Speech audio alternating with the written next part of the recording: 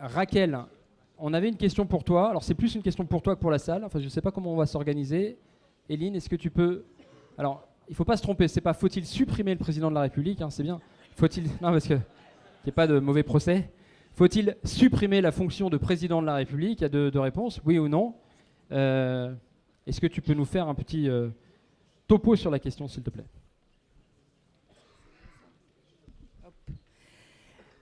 Excellente question, qui est trop peu posée à mon goût et à laquelle je ne commencerai pas mon propos par y répondre immédiatement. J'ai d'autres questions à vous poser avant. La première question, c'est qu'est-ce que la souveraineté? Souveraineté, on en parle en permanence, les partis en parlent en permanence, mais c'est quoi en fait? Eh bien, en fait, la souveraineté, c'est la caractéristique de celui qui n'a pas de maître. Donc, si vous regardez au-dessus de vous, d'abord vous verrez cette magnifique peinture de ce magnifique théâtre des Jazets qui est plein, et encore une fois, je vous remercie de votre présence. Mais je veux dire en termes politiques, si vous regardez au-dessus de vous et qu'il n'y a personne, ça veut dire que le souverain, c'est vous.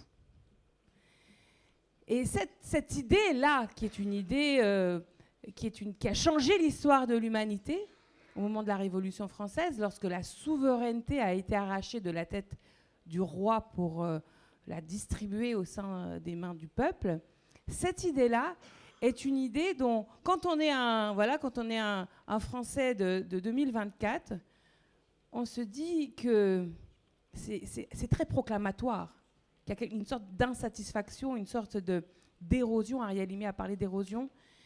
Et pourtant, tout part de là. Tout part de là. Parce que pour être le souverain, il faut réussir un certain nombre de conditions qui ont été abordées avant moi.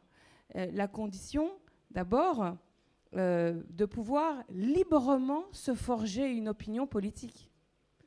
Parce que pour être souverain, en fait, il faut, par exemple, dans le cadre d'élections, donner des consignes à des gouvernants. Pour moi, la politique, la République, la démocratie, ce n'est pas des gouvernants qui disent quoi faire à des citoyens, mais des citoyens qui disent quoi faire à des gouvernants. C'est vrai que nous avons tendance à l'oublier. Pour qu'on puisse donner ce mandat, pour qu'on puisse donner cette consigne, il faut que notre chemin vers l'urne soit libre. Et c'est vrai, aujourd'hui, nous sommes en France, dans un pays où ce chemin vers l'urne est libre au sens physique du terme. Moi, je suis née au Chili. Quand mes parents ont eu l'idée de me fabriquer, c'était le gouvernement de Salvador Allende. Et entre-temps, il y a eu le coup d'État, donc je suis née en dictature. Je sais ce que c'est une dictature. Donc je sais ce que c'est de ne même pas pouvoir faire des réunions comme on l'a fait ce soir. C'est pas ça la situation de la France. Mais c'est pas parce que c'est pas une dictature qu'on doit se satisfaire du système qui nous gouverne. Ce chemin vers l'urne doit être libre. Ça veut dire que il faut qu'on puisse être éduqué. Ce qu'a dit Sophie Vénité est à cet égard absolument lumineux. Bien sûr que le droit à une école publique, gratuite, laïque, obligatoire, de qualité, est une condition même de notre souveraineté. Pareil pour l'accès à l'information de qualité. Cela a été dit brillamment par Julia Cagé, c'est une condition. Et quand j'entends le représentant de cette vieille dame, la Ligue des droits de l'homme et des syndicats, je me dis aussi, pour que nous soyons libres dans ce chemin, pour que nous soyons le souverain, il nous faut une société démocratique avec des syndicats, avec des associations, avec des partis. Parce que les partis sont là pour organiser la confrontation des idées, pour désigner des candidates et des candidats, pour paver ce chemin justement vers la prise de pouvoir du peuple lui-même. Et de ce point de vue, je pense que nous sommes pris dans un moment de l'histoire où il ne s'agit plus seulement de définir le meilleur programme en matière sociale ou en matière environnementale, parce que sur ces sujets, je pense que nous sommes à peu près au point. Nous savons parler de redistribution des richesses. Nous savons parler de préservation du seul écosystème qui permet la vie humaine. Mais il y a un préalable. Il y a un préalable. C'est que pour pouvoir prendre ces grandes décisions qui préserveront la planète et qui redistribueront les richesses, il faut d'abord que nous soyons le souverain. C'est la raison pour laquelle cette bataille pour la 6e République est un préalable. Ce n'est pas un à côté, ce n'est pas un pour après, ce n'est pas on verra si on en parle quand on aura le temps. Parce qu'on a vécu toutes et tous ce chemin vers un mur où on essaye de donner la consigne et cette consigne n'est pas écoutée. Je veux dire que cette frustration civique, Sophie Vénétité le disait, crée du ressentiment, crée de la colère, crée de la violence. Le vote, la démocratie, c'est la modalité pacifique de résolution des conflits. Dans une société démocratique qui, par nécessité, met en jeu des contradictions. Toute société démocratique voit s'affronter des contradictions d'intérêts, des conflits d'intérêts. Pour purger ces conflits-là, il faut des modalités pacifiques. Donc, OK, j'adhère à mon syndicat, j'adhère à mon parti, je vais voter le jour de l'élection, je manifeste, je fais grève, voilà, j'interviens dans des médias pluriels, OK. Mais si rien de tout ça ne marche, il ne faut pas s'étonner qu'il germe dans l'esprit de nos compatriotes de susciter des moyens non pacifiques de règlement du conflit. Et nous en sommes là aujourd'hui, on le voit, on l'a vu avec les Gilets jaunes, on l'a vu avec les luttes environnementalistes, on l'a vu avec les agriculteurs, on le voit que cette tension est extrême. Et donc quel est notre rôle à nous dans cette circonstance ? Dans cette circonstance où la 5e République perd de sa légitimité, elle est décriée, les gens ont connecté, ont fait la connexion, savent que l'antisocial naît dans l'antidémocratique, l'anti-écologique naît dans l'antidémocratique, les gens ont fait la connexion. Donc du coup, pour nous, il ne s'agit plus tellement seulement de lancer des fléchettes à la 5e République en disant « Ah, qu'est-ce que c'est mauvais, qu'est-ce que c'est mal ?»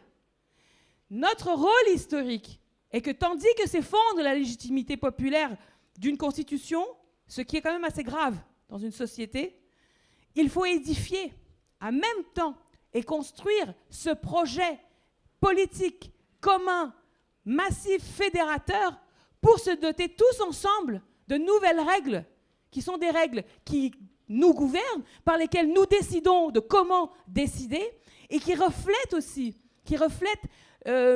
nos grandes libertés, l'idée que nous nous faisons de nos grandes libertés, de nos grands droits. C'est cette conversation qu'il nous faut animer, et même si ce soir, on ne délibère pas, on ne va pas se mettre en ruche pour parler entre nous de ces choses-là, le fait, par exemple, qu'on ait distribué ces bulletins de vote pour voter sur des questions qui sont posées, c'est une façon pour nous de matérialiser qu'il faut faire de la politique autrement. Il faut faire de la politique autrement. Nous, la gauche, ne pouvons pas incarner le sempiternel concours de monarque à la place du monarque. Nous ne voulons pas être monarque à la place du monarque, nous voulons abolir la monarchie présidentielle. Voilà ce que nous voulons. Et tout ce que nous faisons doit respirer de cette aspiration démocratique. Notre façon de valoriser le caractère choral, collégial, collectif, transparent, tout ça, ça doit être un changement de culture. Il y a eu une longue période de glaciation, et les collègues socialistes peut-être l'aborderont, une longue période de glaciation à gauche sur le traitement de ce sujet, qui était quand même à l'aube du mouvement propulsif qui a amené François Mitterrand au pouvoir en 1981. On reprend le fil de la discussion. J'ai confiance en nous toutes et tous. Je sais que chez vous, dans vos quartiers, voilà, de là où vous militez, vous saurez susciter ces lieux où on discutera de est-ce que oui ou non, il faut encore un président de la République ? Est-ce que oui ou non ?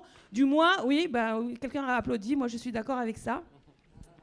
Moi je pense qu'il ne faut plus de président de la République. Mais c'est mon opinion, il n'y a pas de bonne ou de mauvaise réponse. La vraie question, c'est déjà qu'on se pose la question, déjà qu'on en parle, qu'on ne prenne pas la règle organisationnelle comme une évidence non discutable, que ce ne soit pas une pensée interdite, elle est décriée comme séditieuse. Non, tout simplement, nous parlons de ce qui est à nous. Ça a été expliqué, le président de la République concentre énormément de pouvoir gouvernant et il est irresponsable. constitutionnellement. Ça n'existe dans aucune démocratie. Aucune démocratie. Dans les démocraties, les personnes qui exercent le pouvoir gouvernant sont responsables. Voilà. Donc, cette discussion, nous devons l'alimenter. Et la bonne nouvelle, c'est que là, on commence la saison de discussion constitutionnelle. Elsa Fossillon vous en parlera, mais d'ores et déjà, on a discuté à l'Assemblée nationale de l'idée de constitutionnaliser l'IVG. Hein, on l'a voté à l'Assemblée nationale, on en a parlé. Bientôt, nous parlerons de la question de la Corse, nous parlerons de la Nouvelle-Calédonie. Et ce travail que nous faisons comme législateurs constituants n'est pas le même que comme législateurs ordinaires. Donc, saisissons-nous de cette saison constitutionnelle qui s'ouvre.